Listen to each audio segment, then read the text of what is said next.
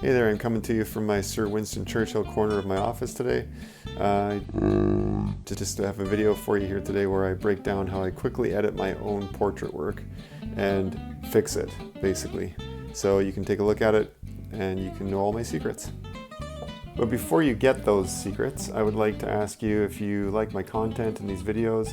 If you'd like to see more of this kind of information and content coming out, please subscribe. Click the subscribe button and also click the bell icon. I also just want to take 1 minute to thank my patrons who support this channel and also all of my illustrative endeavors. They support me on Patreon and they've also purchased stuff on my Etsy store. If you'd like to become a patron, just go to patreon.com/Corey Lansdell. You can find me there. And last but not least, please just leave a comment below if you'd like to comment on anything about this video, if there's anything specifically that you would like me to make a video about, information you'd like to know about. All right, thanks. Let's get to the video.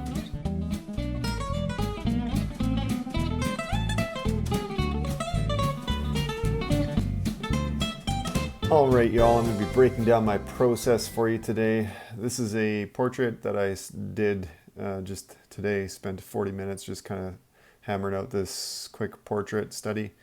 I'm thinking I'm going to do more of these and maybe I'll add them to my my next round of my Basics of Portraiture book, portrait study exercise process. I'm not sure if you're familiar with that, but it's a process by which I did about 96, I think it was, portraits that I finished, or maybe it was 92. I basically did a series of portraits over the course of 30 days where I just was trying to do studies and trying to keep them shorter. This one was longer than what I would normally do. Normally would try to do between 15 minutes and a half hour per study. And it's just a way of me trying to grow my visual library and my understanding of portraiture. And if you can see already with this piece, I know now what my errors were. If you're looking at this, you might be able to tell right away that what I've started drawing is the axis of his face is incorrect. And so what I mean by that is the vertical of his face is not on the right plane. If you look at his face here in the video on the left-hand side. So what I mean by that is if you look at the plane of his face, the vertical axis and the horizontal axis are not in line with each other. If you compare that to my drawing, you can see here there's a bit of a tilt to his head. He's kind of got, I don't know if it's just he's maybe got a little bit of scoliosis like me and his head just naturally tilts to that one direction, or if he's just tilting his head. But I missed that in my piece, in my drawing, and that automatically set me up where the proportions of the face were going to be a little bit wonky because I'm mentally making adjustments to fit an orientation of the skull that is inaccurate. And so without having those, and even if I was to draw lines across this face, which I really should have taken a little bit more time, probably slowed down and really examined my angles. Even if you look at the bridge, like his nose and his mouth, all those lines, if they're parallel, they should be his eyes, his nose, his mouth, and his ears, where they all line up. There should be that slight angle to them that is missing. So my whole purpose of doing those portrait books is to kind of help myself see. When I'm doing portraits for my Instagram page or something that's a commission, or if I want to do something and get like a really polished finished painting out, I will slow down and I will take more time. But I also use a lot of shortcuts. So I guess what I should say is when I'm trying to get a commission out, I use shortcuts to help myself get it done more expediently.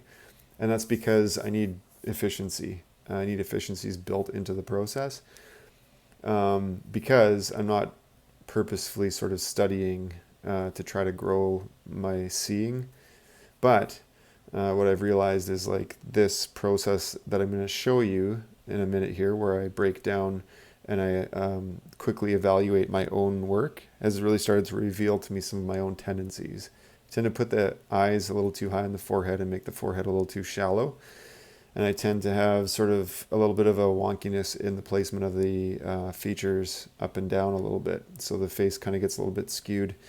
I don't know the psychology behind that, if it's just a lack of practice in seeing, or if there is something psychological there, based on sort of my own reflection and my own visualization of the world. Because I know that my eyes are a little bit askew from each other.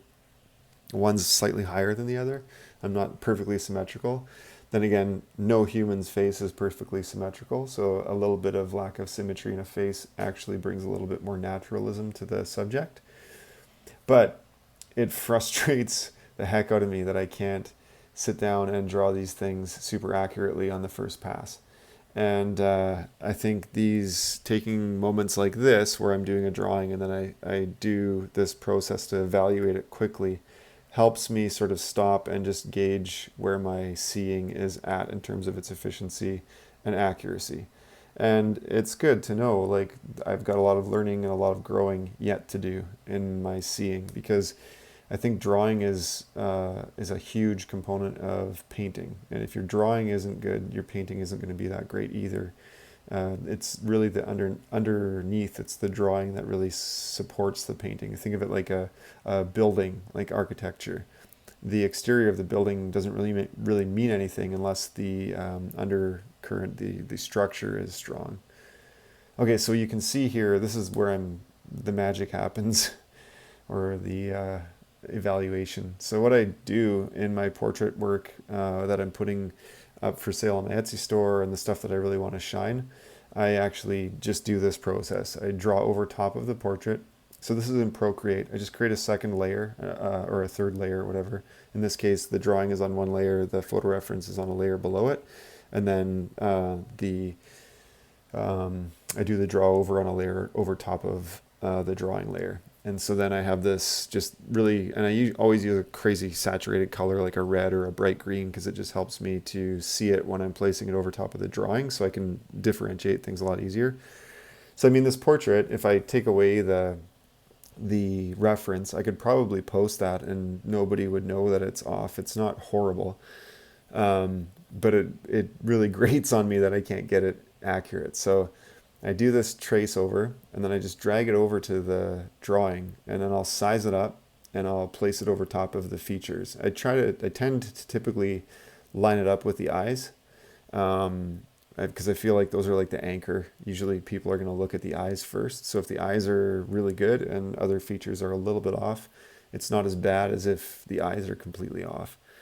So I drop it over top. And in this case, I was like, oh, wow, something is totally not right. It took me a little bit here to kind of figure out what the heck was going on. So I repositioned it, tried to line it up.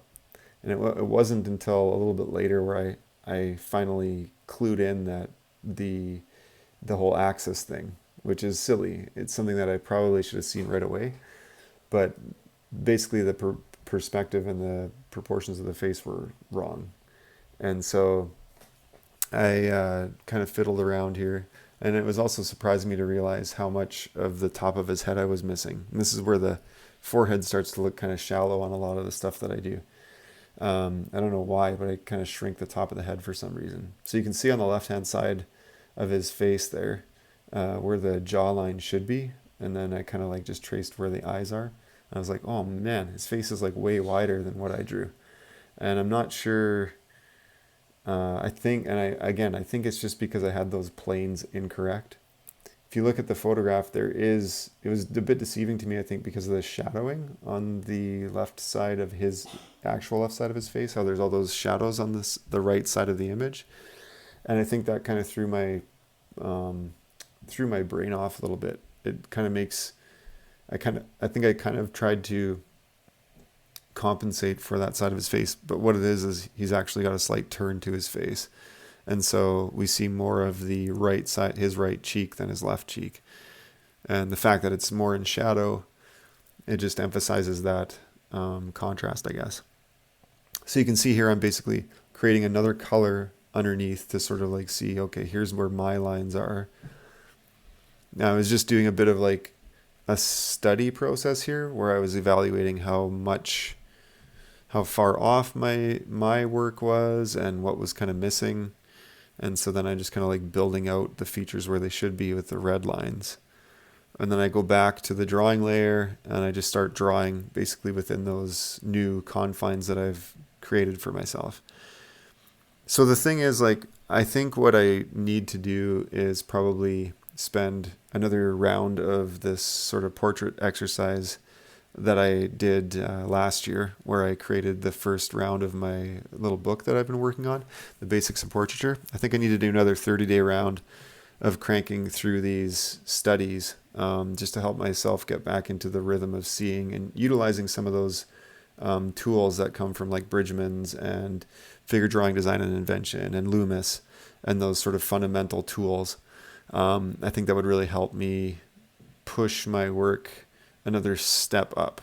And I know for sure, for a fact, that since I started that process last year, and then I've gone through all these portraits for my Wheel of Time series, character art series, I have grown, and I've seen like an improvement in my painting and in my rendering and in my capacity to draw.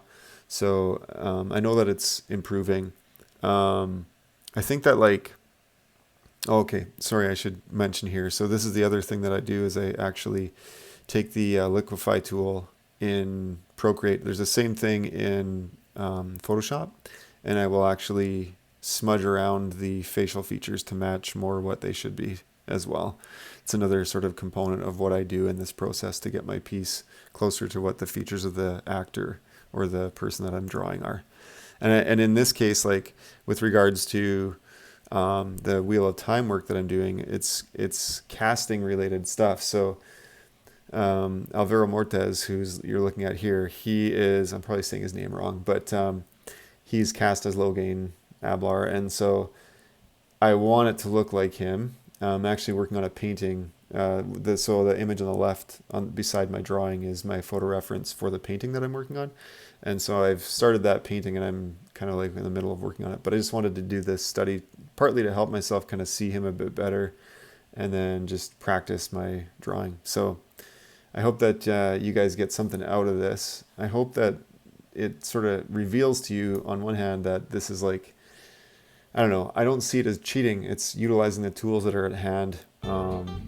And yeah, it's just helping me see, helping me grow as a creator. So that's what I'm going to keep working and doing. So until next time, you guys, be good to each other. Hey guys, thanks for watching this video. If you'd like to see more content, please click one of the videos on the screen. If you'd like to be notified when all my videos go up, please click the bell icon. And if you'd like to follow me on social medias, you can find me on patreon.com/Corey Lansdell. I'm at Corey Lansdell on Twitter and Instagram, and you can find me on Facebook as well. Until next time, you guys, be good to each other.